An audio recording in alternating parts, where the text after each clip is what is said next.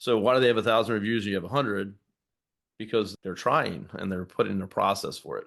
And they're putting people in front of people that are incentivized to get it done.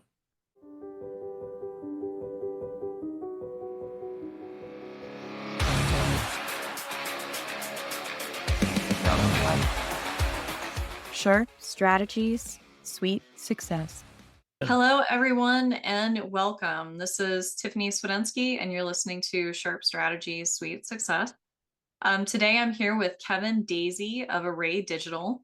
I talked to Kevin a few times. I was on his podcast also, and we're both just in this legal marketing space and cross each other's paths kind of often on LinkedIn and all those good places. Have we met at an event before? Have we done face to face, or has it just been Zoom so far? You know what? I don't know if we have. I don't think I don't think so, so. Yeah. but we'll change that. Yeah. Hopefully. At some point. My goal for 2026 is to attend more events. And so it's like seeing old friends because once you've been in legal marketing for a few years, you just kind of start to learn people's names and see the same people. But anyway, so You'll get tired of me, trust me. It's good. I feel like I get tired of myself and I feel like other people get tired. And you end up saying the same things in meetings sometimes.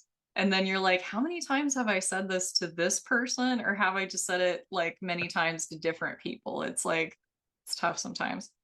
Anyway, Kevin, if you wouldn't mind, just tell everyone a little bit about yourself and your company and what y'all do. Yeah, well, Tiffany, thanks so much for having me, of course. And yeah, we see each other. I mean, I see your name on every post I see and follow a lot of lawyers and friends and clients. So it's good to see people that you recognize there. So, yeah, my name's Kevin Daisey, one of the founders of Array Digital. We are a digital marketing agency. So we've been around for quite a long time. I started my first agency in 2006. So I worked with some lawyers back then. I still have a lawyer that was a client since then. So we niched into legal 2017-ish, something like that. So we haven't always been niched in legal, but it's been quite a while. We help law firms with everything from their website, content, copy, SEO, digital PR for backlink purposes, brand building purposes, anything that's going to help the firm build a good brand and be searchable, findable on either Google or AI search.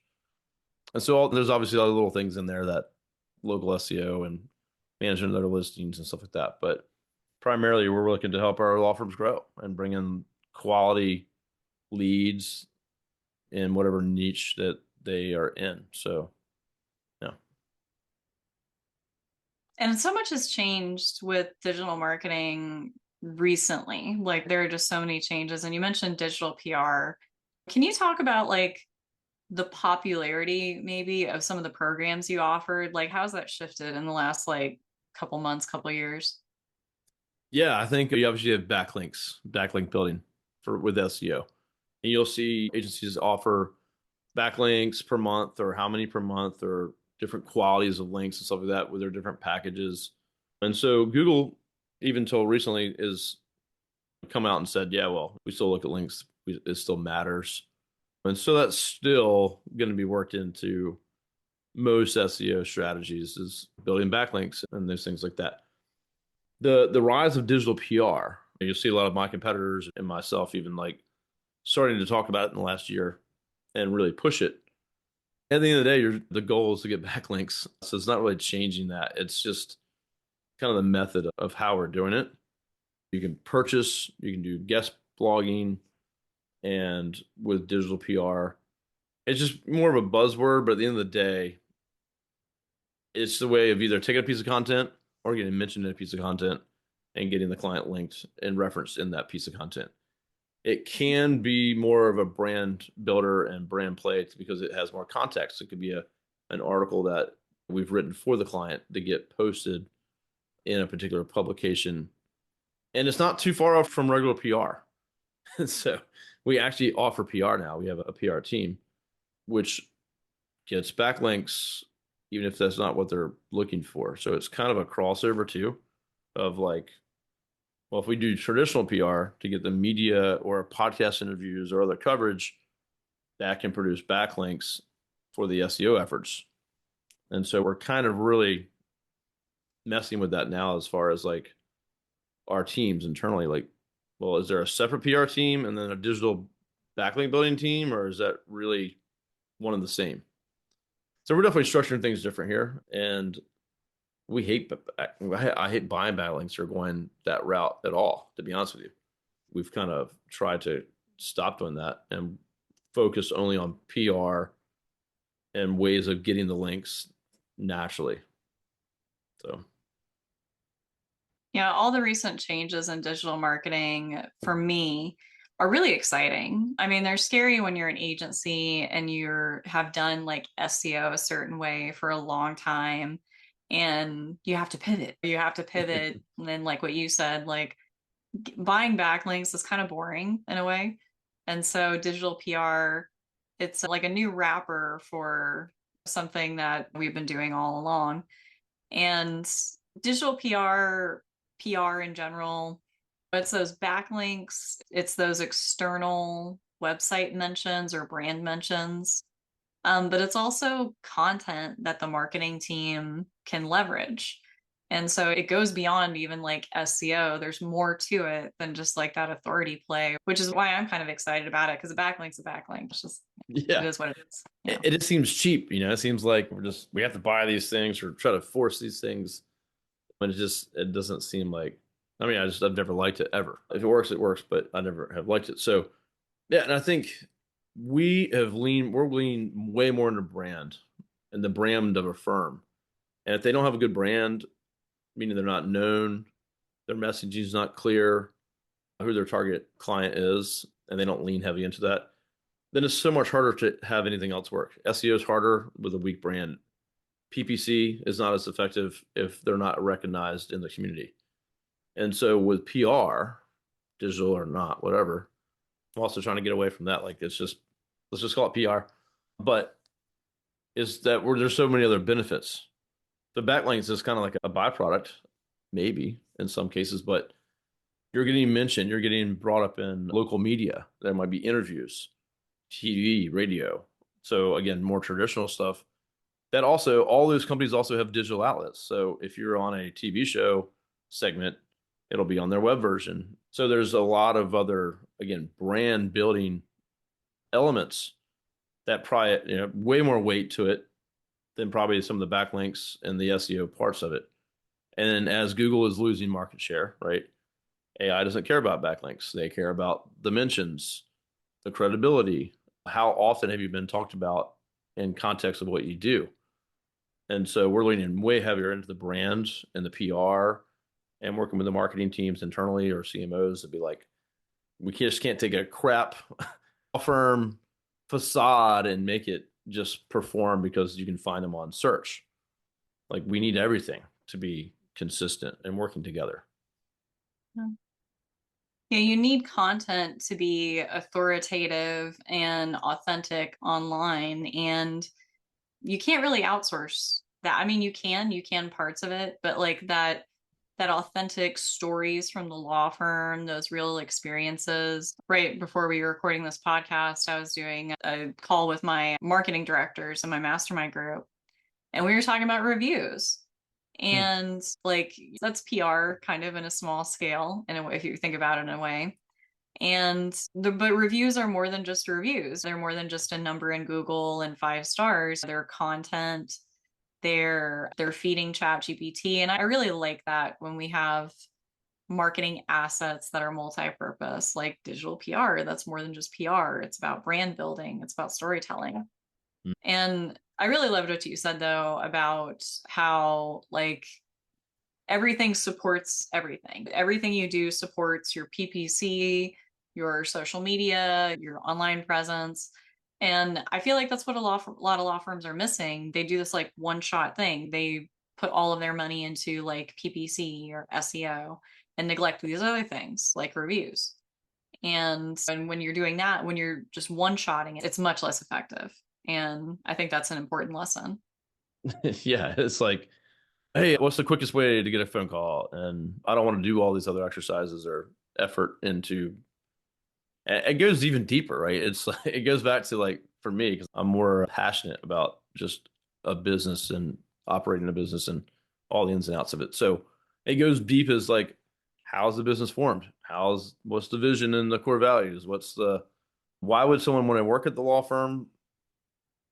But yet we're worried about how we're going to just get a phone call in the door. But all those other things matter too, to how's the person on the other end of the phone responding? Do they want to actually work at that law firm, or are they just coming across as they could give two shits, right? So all this stuff works together. It's like, how is the law firm being managed, marketed, and the brand has got to represent what the owners or leadership have put forth that they want to do in the market. So there's a lot of things there, I guess, to unpack. And it takes a team, right, to get this stuff together. And some lawyers, they have pieces that are figured out, and they have the good reputation. They might have good reviews, but they've never marketed, or they've never done digital. We can work with that, right? Or I got firms that are like, hey, we just disbanded and we're starting a brand new firm from scratch. We have zero, nothing. Cool, great opportunity to do things right and to put some of these things in place. But it's not overnight success either. So, it's just a lot of things to work on. So you can just see brand, it's easy to say, but there's a lot that actually goes into pulling it off. So Lyle at Nanato Media whenever he talks to law firms about like doing a Spanish marketing program, he tells them that it's a long-term play. We're building a brand that people in the community trust and recognize. There are no shortcuts. And he's very upfront with that. And I super respect him for that, because, and I blame us marketers, like we're all guilty of, when we're trying to sell our services to business owners. We know business owners want to hear quick wins, fast results. And so we lead with that. But truly, marketing is like this long-term play where we just have to build upon just a lot of things that we've done. And it can be difficult. And like you said, I would rather work with a law firm that comes to me and says, I don't want to do any digital. I just want to do everything else. Maybe social media. I would try to talk them in social media, but I don't want to do PPC. I don't want to do SEO. I don't want to do LSAs. I'll do anything else. I'll work with that firm. That's easy. But the flip side of it, the law firm that says, I only want to do PPC, LSAs, lead generation, I'm going to hesitate, because there's nothing to support that lead generation. And I haven't even, not even bringing into the equation what their intake teams are doing, which I have a We won't sneaking even, we won't sell those things by themselves. Yeah. We won't do it.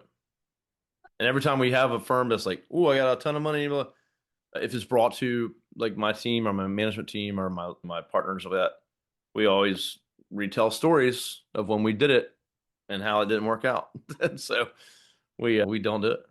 So take my money. Nope, won't do it.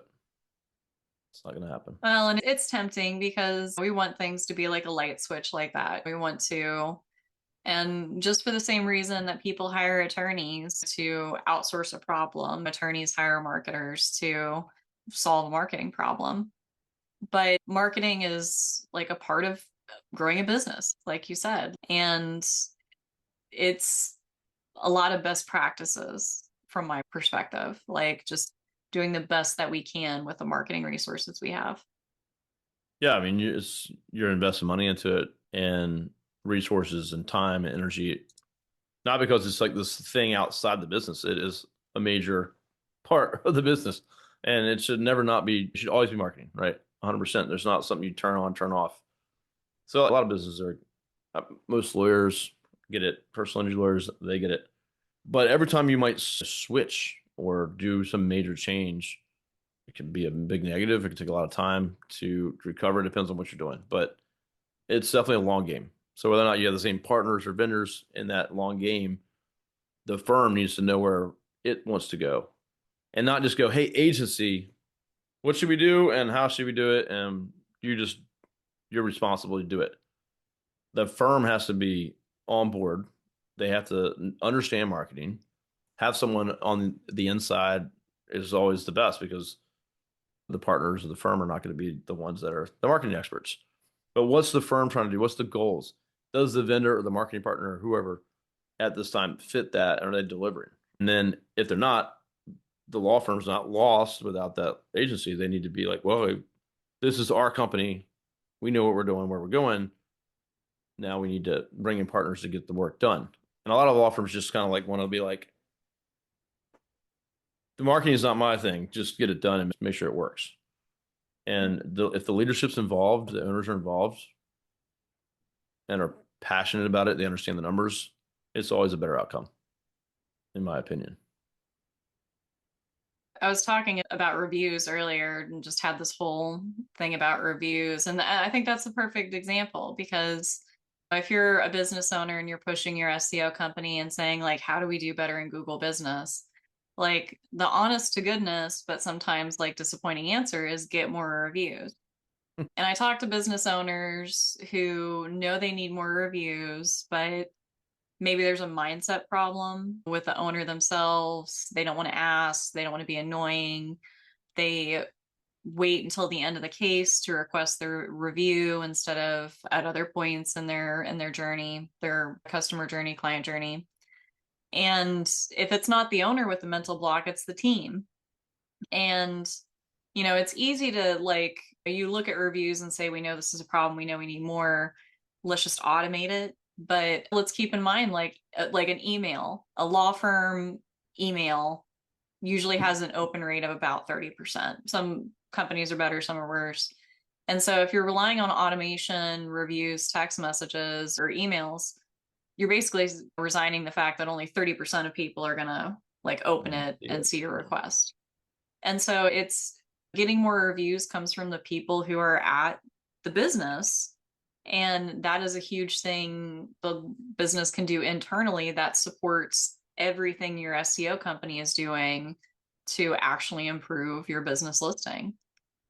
And yeah, for me, like, reviews is a perfect example of what you're talking about.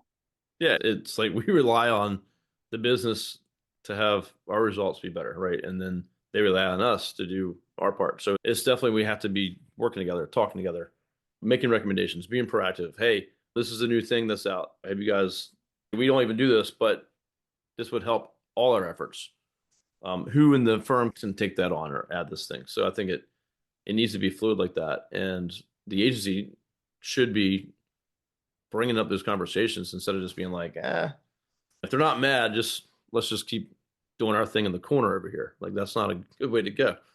One of the things I'll do a quick story. Like all these law firm owners are always like, Kevin, look, they have 1,000 reviews. That's bull crap. They suck. We're better than them.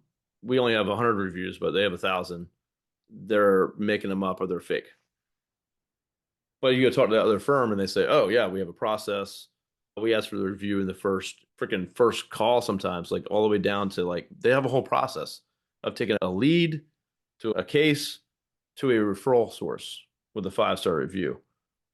And so some processes, right? So they've figured it out. And then you have real people that, hey, Tiffany, yeah, you're really happy with how everything's gone so far. Great. Yeah. Why I have you, would you leave us a 5-star review? It would really mean a lot to me. And I get reviewed based on that here. Like you're going to be like, oh, sure. A text message, you can ignore it. An email, oh, yeah, it went in my spam. So what? Yeah. There's no accountability there whatsoever. So why do they have 1,000 reviews and you have 100? Because they're trying and they're putting in a process for it. And they're putting people in front of people that are incentivized to get it done. Right. I really love that you shared that story. That actually happened to me very recently where I have one client that's just like their firm are rock stars at getting reviews and they have over 1,000. And Yeah. I was talking to my other client who wants more reviews about what they do to get them. And this other client, he didn't say that my other client had fake reviews, but he looked at Morgan and Morgan and he was like, those aren't real. Those are fake reviews. But like, I don't think they realize how sophisticated Google is. Like, Google takes down actual fake reviews really fast. Yeah. And like you said, these firms with a ton of reviews, it seems impossible, but they have systems and those systems are enforced and it's a cultural thing. Yeah. And I don't know. It's a bit of a cognitive dissonance, I think is the word that we have when we see somebody doing so well. We try to invalidate it, I think. Yeah, yeah, jump right to it's not valid. And lawyers tell me this all the time. Mostly ones that don't become clients that want to talk to us, that bitch, complain. I used to be the best. I'm the best. They shouldn't be getting the cases. I should be getting the cases. I'm better at this kind of work than they are. And it's all complaints, while the other firms are head down, learning how to run a better business. And that's the review process they have is just one example. But I bet they're crushing it in many other areas. And they're concerned about the areas that they haven't crushed it in yet, which they will once they figure it out. Just the difference with, again, back to the business side of things and the culture, like you said. If the culture is, how do we improve? How do we get more systems in place? How do we improve those systems over and over and over again? And everyone here is going to benefit from it as we grow, right? You're not going to outperform that firm if you are not doing the same thing and you're just paying attention to all the cheating they're doing or they're making all this up. Like, no, they're just consistently doing good work and working and asking for the reviews. Yeah. And it's so funny how just like a little bit of elbow grease, like asking for a review, it works so well. It does almost seem like magic. And I mean, just think about that for a second. That person to person communication being so effective. But I mean, and then there's a problem with looking at your competitors from the outside, looking at what they're doing from the outside, because you don't actually know what's happening behind the scenes. You don't know what their systems are. You don't know what they care about, what they're tracking. And it can be easy to kind of make some assumptions that are wrong, I think. And so we fall in that trap a lot. And for me, it mostly comes up when we look at a marketing campaign and we don't realize it didn't work. We like the idea of it. Like we like the idea of something like that working, but like behind the scenes, it's not a successful strategy. It just is appealing or for some reason to business owners, which is interesting. So Yes. I'm having this conversation with a few vendors right now for some of my clients, and we're talking about like PPC budgets. Mm. And I My don't know favorite how topic. much, so, huh? My favorite topic. Fun topic. So I don't know how if you're seeing similar trends on your end, or if your experience is different, or even if you look that close at your clients' accounts. I don't know if you are or somebody else is. But so the trends that I'm seeing being shared with me is click rates for personal injury are just like through the roof. And I'm seeing some PPC companies like recommend budgets not like 20,000 a month, but like 50,000 a month, or even like 75, 100,000 a month. And I'm being told that's what some of these big law firms are spending on Google PPC. I mean, is that right? Is that accurate? Like, what are you guys seeing on your end? It's, well, it depends on the firm, what their market is, obviously, a couple things like that. But I mean, we're seeing success with much smaller budgets, in my opinion. Most firms that come to me go, I was told it was going to be X to even get, a case, or if I don't spend this much, it's not going to happen. And some of those, when I look into it and we do some research, we're like, that's kind of way off. And in some cases, hey, I'm in South Florida. I want car accidents in Miami. What should I spend? Right. And in some cases, yeah, that's going to be, could be significant if you want to actually play. And this is a numbers game. If I've heard people say, hey, it's in South Florida, it's $6,000 per signed motor vehicle accident cost. Wow. And owners of firms are like, you've lost your mind. I would never pay that. That's crazy. But that's what they're being told by some other agencies that I hear. I don't know if it's just to kind of like scare them off or put them up market and reset their expectations. But again, some of the clients that we have, they're spending upwards of 25, $30,000 a month. We don't really have the clients that spend 100 grand a month plus. And we have clients that spend a couple grand a month and we're having amazing success for them. So I think it's really down to the strategy, the brand.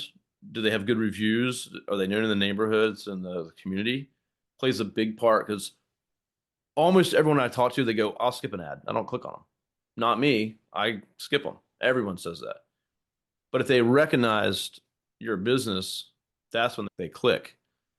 So if you're just doing PPC to start a brand new firm that doesn't exist with no track record, you could spend a lot of money just trying to force it. But if you have a good, strong brand, you can spend less. So I think that's just something to think about. If you want to spend a lot on clicks and that's it, you're going to have to spend more because no one trusts you. You can get a lot of Right. clicks and not a lot of conversions. So, Yeah, and I guess I haven't thought of it that way, but you're right. Building a brand ultimately probably makes your PPC cheaper, not more expensive. Because the logic there, as you grow, and if you want to get more from PPC, logic serves like you push more money into it. But that's people don't, like you said, people aren't usually willy-nilly clicking on ads. They're clicking on ads for a reason, marketing copy, headlines, or brand recognition. yeah, Um, I've seen them on social. This is all instantaneous. They don't really stop to think about it. Heard them on TV, heard them on the radio, saw them on social. So I have some familiarity with this one versus the rest I don't. Click. You don't even know if it's good or bad. Like you just know that you recognize them. So there's that. And then also too, this is ones that we've done recently. Hey, I want to do personal injury car accidents in Miami or Dallas. We have two offices. And then you go, okay, can you do the whole state? Yeah, we can do the whole state of Florida. Okay, cool. A small budget will work better in the whole state versus just Miami. It's just not enough. It's just too focused. And so if you're in like a small area and you're like, yeah, you gotta spend 10 grand a month, expand out. And Google's going to give you a lot more opportunity as long as you can go travel across the state or everything's virtual now. But I do have clients that say we won't take clients outside this area, and that's it. That's just kind of where they are. But if you expand out, you can take a smaller budget and you should have better results versus trying to like hammer a smaller metro area. So yeah. that's what I've seen. Well, and it's not just the psychology of potential clients when you think about it like that. It's the psychology of how other businesses like to spend. And law firm owners are all share similarities, similar characteristics. They make decisions in similar ways. And so you do talk to a lot of law firms who are like, I don't want to advertise, I don't want to drive, I don't care about cases in rural areas. And Mhm. so most people just don't go after them. And the economics of that within Google Ads means that those rural leads are cheaper. And so, I mean, it makes sense when you think about it because we're going after these cheaper leads that are ultimately like underserved. Well, one of my clients is in Arkansas, and I'm trying to remember. I think he told me in Arkansas they have 42 counties. I may be getting the number slightly wrong, but there are only lawyers in six of those. And so the other counties in Arkansas, zero lawyers. And when you think about it, like there's just this huge chunk of the state that's just underserved. Yeah, so I think that's a good point. So if the firms like can you do the whole state, absolutely cool. Then that opens it up. Naturally, we go, I want Chicago, I want Detroit, I want, well, yeah, but because that's where the population, so that's where their head's at. But Yeah. don't let the law firm decide that. I mean, ultimately they can decide that, but you bring them back and say, hey, have you thought about this? Check out the numbers when I do a Google keyword research plan for the state or for this other county or everyone everywhere but the downtown city because that's too competitive. Morgan and Morgan, all the other players are right there. So where can we fit in smaller firm? You don't have the budget to compete on PPC unless we do it this way. And if that's going to work for you, then we might have a good solution for you. So I think just being flexible, bringing the data, let the data tell the story and say, if you only have 5 grand a month or 10 grand a month, here's how we could make that work. And if it works and brings a 3x or more, let's continue to do it. So, what have you heard about Performance Max recently? I was in a meeting not long ago and somebody was like, we could try Performance Max. And I turned into a mysterious stranger. I was like, Performance Max. I hadn't heard that name in a long time. Like, Because law no, firms just please haven't don't. used it. But is there something new there? I've heard it come up a few times. I use it as a red flag, or if I'm talking to a firm that's like, yeah, we're not happy with what's going on. And then will say, hey, can we like take a look or show us your screen or give us view access? And Performance Max shows up. I'm like, oh, okay. And then we usually find a lot of other issues. Not to say it doesn't have some application, but traditionally we've seen it where either the agency is not perform, they don't know what they're doing and they just kind of set it up, or I've seen agencies where they can't get PPC to perform and they kind of fall back to try and Performance Max. Kind of a Hail Mary. Yeah, and I've never seen it work well. I've never seen it use the budget properly or in the best way possible. When we can control as much as we can, Google's going to do its thing. We want Google to learn and figure things out, but we want to have our own controls. And we just seen it waste a lot of the budget and not get any of the results. Lots of views, lots of impressions, clicks, conversions are down. And there's no conversions. So I'm not the ads person here, obviously, but I know it puts it out on other Google networks and other websites and all that stuff. So it's really just serving up impressions, and we want conversions. We want to chase conversions. So for us, this first 90 days, it's going to be clicks, impressions, trying to get as much data as we can. Once we have enough conversions, we switch to a conversion metric chase. Only chase conversions. That's what we go after. So we don't use Performance Max at all. And again, I have another agency that is in like the home services side, and they have found more application for it. And if it works, again, if it works, it works. I don't, doesn't matter to me. I imagine it works well in product marketing when you're selling an item that's relatively low cost, but we're selling a professional service that's expensive.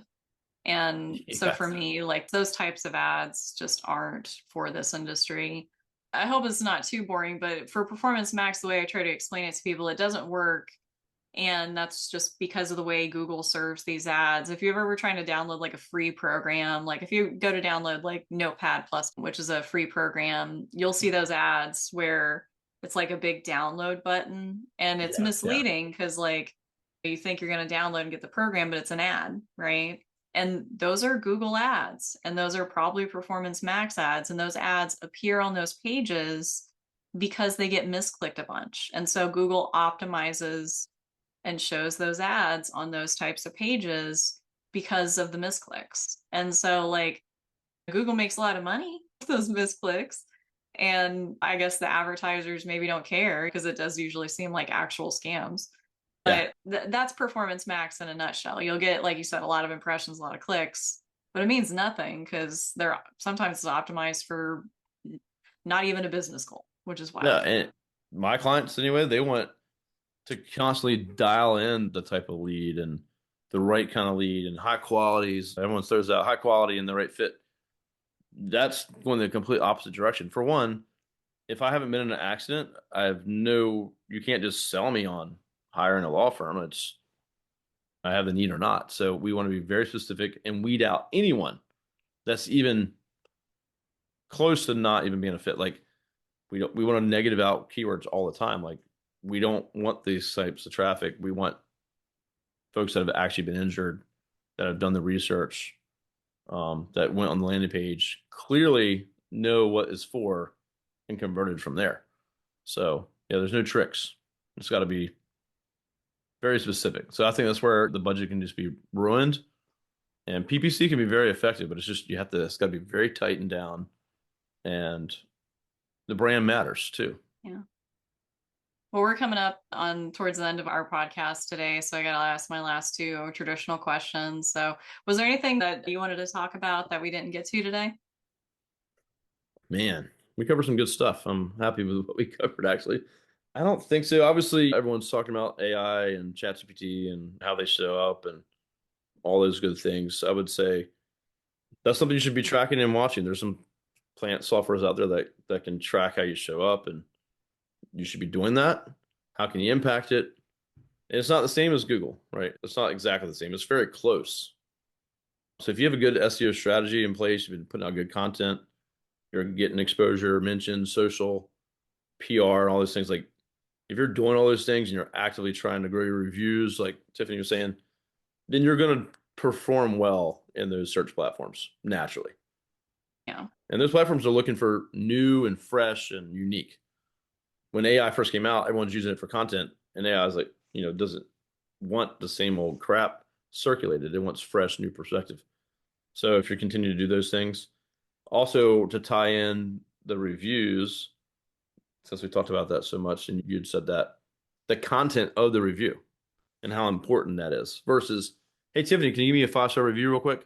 You want me to say anything? Yeah. No, just click the stars or just say Kevin's great in the review process saying, hey, Tiffany, would you leave me a 5-star review? Yes. No problem. I'll do it right now. Great. Here's an idea of what you could say and have some context to it. Like, yeah, I was involved in a vehicle accident, hired so-and-so law firm. They helped me with my case, blah, blah, blah, blah, blah. The way the review is written, the details of it is important. These programs can pick up on that and actually help that firm show up better because it's relevant to what they do as a service. Think about that too. So We haven't talked about this too much in the legal industry yet. But I mean, we've leveraged it, but user generated content. We know ChatGPT, we know Google loves user generated content. Those are your Reddit posts, those are your reviews, those are question and answers on Justia, and all these places where like people ask questions and get responses, and ideally get responses from authoritative people, because all of these LLMs are hungry for thought leadership and unique insight. This was like a year or so ago, but like ChatGPT and OpenAI were hiring Python developers to write Python and then explain to ChatGPT why their code worked the way it did. And these LLMs still need those authoritative perspectives. And you may feel a certain way about them scraping your content, but if you're trying to build a brand, that's exactly what we're trying to do. So 100%. it's yeah. Yeah, so you can influence all that, right? So again, if you're marketing and you have a plan and strategy, you're actively trying to get yourself out there and put out good content, helpful content, answer questions, good reviews, you're going to do well in those areas. So Yeah. Thank you so much for being on the show and joining me today. Before we go, why don't you let people know where they can look you up, find you, learn more about you and Array Digital? yeah, absolutely. Again, thank you so much for having me. It was an awesome conversation. A lot of important things that I'm passionate about for law firms. So yeah, you can look me up LinkedIn, Kevin Daisey, Daisey. I'm also Kevin Daisey on everything else. So Instagram, Facebook. I got lucky with a unique spelling on my name. So you can pretty much find me anywhere there, or you can check out the Managing Partners podcast. I've had over almost 500 law firm owners on the show talking about business, talking about what we're talking about today, or you can go to arraydigital.com. Well, congrats on the podcast. That's 500. That's a lot. How many? Well, just one more question. I'll let I you go. How know. many podcasts do you record a week? Sometimes 2 or 3 or 4 a week. It can depend. Like last week I had none, which was nice, but it's usually a couple a week. Sometimes I look at my calendar and go, oh crap. I don't really talk to people today, but yeah, it's a lot. But it's ours is our biggest marketing effort, I guess, is as far as how people find us, how people know us, the guests I've gotten to meet, the rooms I've been able to get into, the conferences I go to. The podcast kind of is the main thing. So I wouldn't replace it with anything else. It's been a great experience so far. Yeah. Oh, awesome. I'm super glad to hear it. I feel like mine's just kind of getting started, even though I've been doing it for like, man, almost a year and a half. And you're right. It's great. It's a great way to make content and like share what you know and have people learn more about you. So highly recommend starting a podcast. Thanks so much again. And thanks for our listeners for joining us today. And we'll talk to everyone soon. Thanks for having me. Bye.